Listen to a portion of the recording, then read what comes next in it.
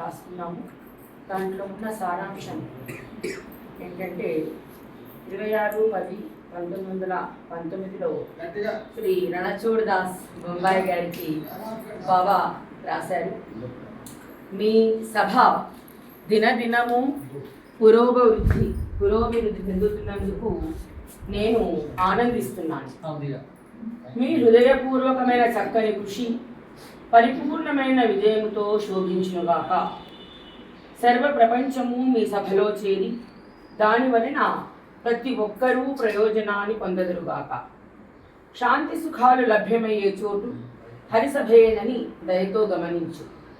మీ హరిసభకు చెందిన నిధి పేదలకు ఆర్తులకు సహాయాన్ని అందజేయుగాక.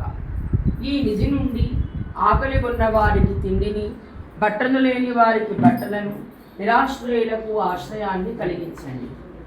విశ్వ సౌభ్రాతృత్వాన్ని వ్యాప్తిపరిచేందుకు ప్రయత్నిస్తూ అనైక్యతను సభ భవన కుటుంబంలోనికి కూడా రానియకండి. ఆవేశాలతో కూడిన చర్చలను సంపూర్ణంగా పరిత్యజించండి. పేద ధనిక వ్యత్యాసాలను నిక్కచ్చిగా త్యజించండి. ఇతరుల మనోభావాలను కించపరిచే అనగా హృదయాలను గాయపరిచే మాటలను ఎన్నడూ పలకకండి.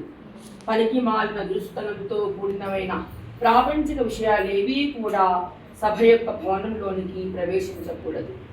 బొంబాయిలో కూడా ఒక ఆశ్రమం నిర్మాణమే అతట నుండి వేలాది మంది సహాయాన్ని పొందడం చూడగలిగేటట్లు ప్రభువు నన్ను కొద్ది కాలం పాటు ఉంచునుగాక అని సారాంశం. జై ఉస్మానియా.